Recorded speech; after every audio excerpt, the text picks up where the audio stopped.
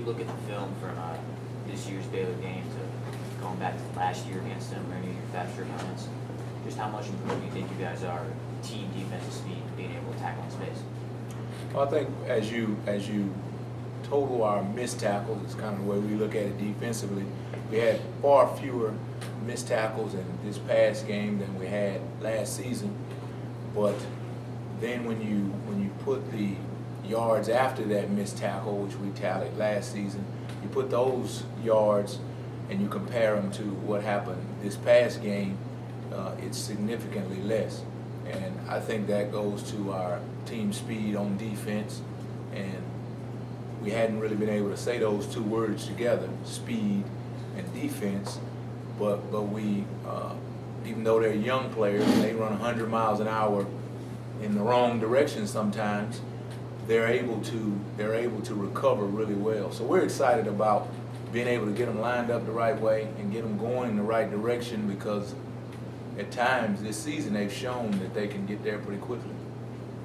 Your defense has 5 interceptions through 2 games, which I think is half the total you had last year.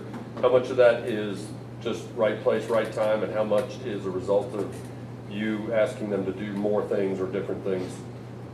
Well, I think we really have emphasized it. We talk about turnovers, creating turnovers in every meeting and every day of practice. We talk about those things. We talk about things like turnovers. We talk about things like minimizing mistakes, minimizing mental errors, and we've seen it in the 2 games. In the first 2 games, we've seen the results of pushing for that. We chart our turnovers in practice, and the first week, the guy who had the most turnovers in practice was Horace Richardson. In the game, the guy who had the most turnovers was Horace. In the game versus Baylor, the guy in practice who had the most turnovers was Jordan Wyatt. And Jordan ended up having a really good game and getting a turnover in the game. So we have evidence to be able to show them, and I think that's what players, they when they see the results of it, then they buy in.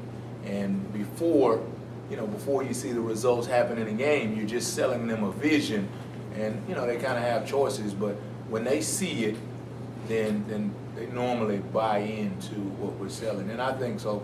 The turnovers we've created have been incredible emphasis on it, but then the players have improved, and we've sprinkled a little bit of talent in there as well, and it's paying dividends. You mentioned Jordan Wyatt. Coach Morris said that between his defense and special teams responsibilities, he played, I think it was 115 snaps the other day at Baylor. Are you comfortable with him playing that much, or would you like to cut back his workload a little? No, we don't want him to play that many plays. There were times in the game where I tried to take him out, and I didn't have handcuffs, so I couldn't chain him to the bench, but he didn't want to come out of the game. I think they tried to get him out on special teams a couple times, and he didn't want to come out. So, when you're in that place and you're playing the game, and this guy is one of your better players, he's playing well, you just kind of let it go. But if I would have realized that he played that many plays, I would have had Coach True, who is a pretty strong guy, would have had him put him in a headlock and be able to keep him out of the game. But I'm just not that strong right now. I'm working though. I'm working out. I'm drinking milk. What has been to you the biggest thing from week 1 to week 2? Well, Coach Morris challenged our whole team, and we wanted to make sure that we improved from week 1 to week 2. Now the improvement and the challenge is to be better in week 3. But we start with practice, and we start with taking one day at a time. And defensively, we talk a lot about not ever worrying about who the opponent is. And I think with going into a game versus an opponent like Baylor, you have to take that approach. And it'll carry over when you face each opponent. But our guys, and Coach Morris might have said it, but our guys took the approach, and will always take the approach, is that we're going to slowly get better at something every day. And we're not going to worry about who the opponent is, but we're going to be committed to every day going out and doing the best we can in terms of effort. And sometimes it sounds like cliche, but our guys have seen the evidence of taking it one day at a time, being 1-0 in the meetings, being 1-0 at practice, everybody attending class today. They've seen evidence because they've seen improvement.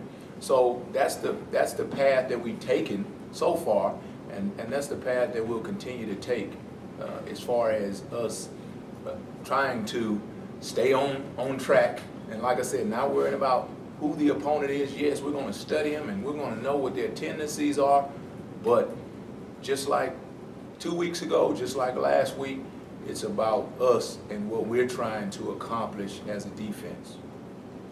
When you say like take it one step at a time, one meeting at a time, is that how you measure progress with this group, despite having the same record as you had a year before coming out of 2 games? That's what we do. You know, you can't worry about the game is over, right? And whatever your record is, it is. How many yards you gave up, that's what happened.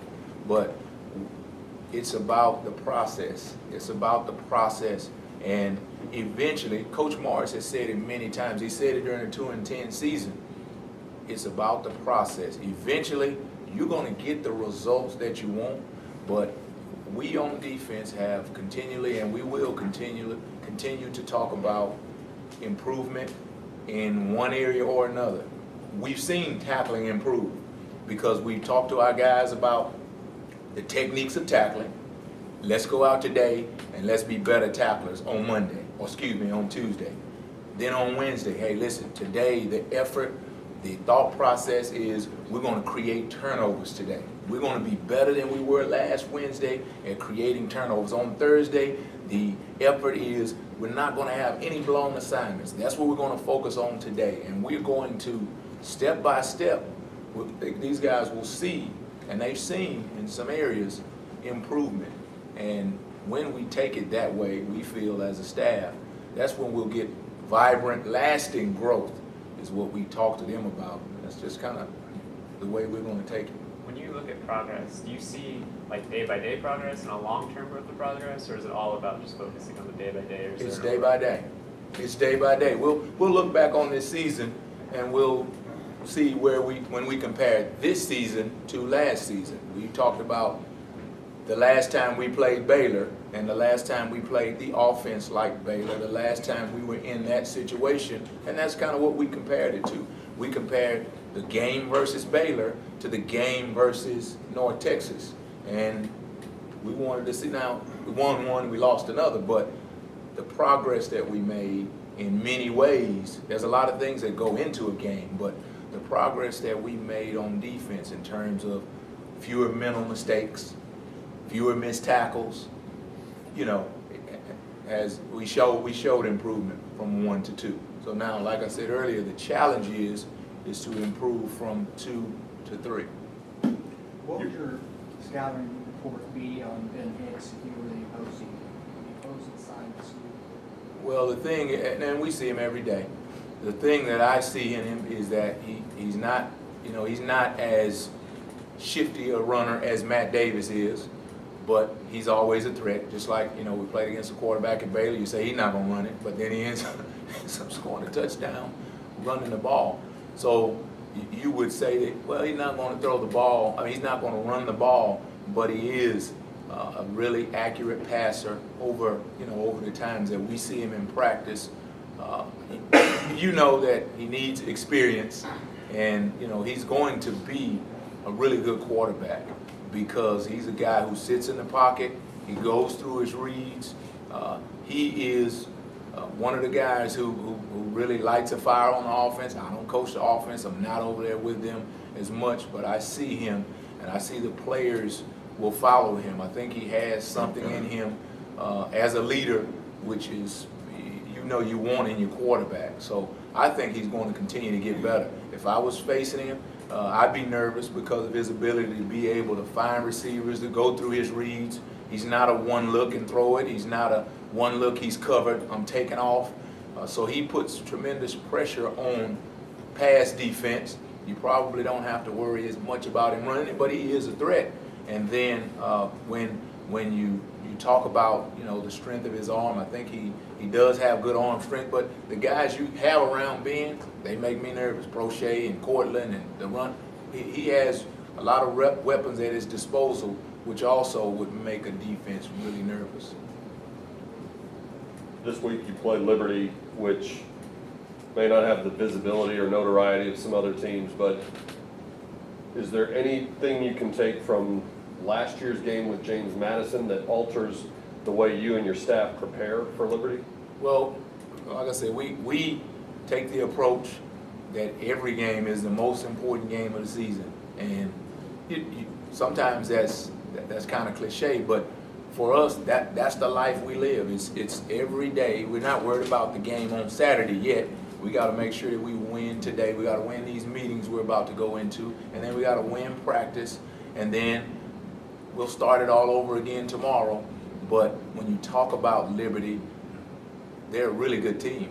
They've been consistently a good team, and you watch them on film, they have good players. You can't fool these players. They see what they're up against. They see that Liberty is not at.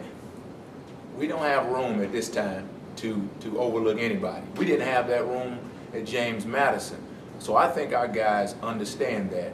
But the training that we've put them through in terms of them understanding that it's about a 1-0 mentality, that each day is important, that no matter who the Baylor, James Madison, they're all the same. It's about what we do, it's about how we operate, and as long as we stay centered and focused on that, then I don't think there'll be an opportunity for us to overlook anybody or to be intimidated by anybody that we face.